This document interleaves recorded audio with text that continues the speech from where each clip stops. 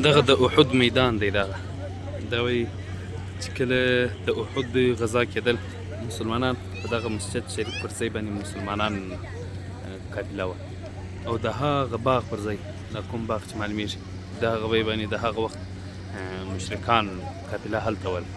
او دغه میدان دغه د احد میدان دی چې جګړه په دغه میدان کې سوې ده. او بل هغه غر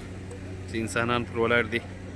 هغه کله چې رسول الله صلی الله علیه وسلم ځینې صحابه کرام ته امر وکړي چې دلته کښېني او غشي ونیسئ، چې کله بیا دوی د رسول الله صلی الله علیه وسلم امر ونه مانئ او د مال غنیمت لپاره د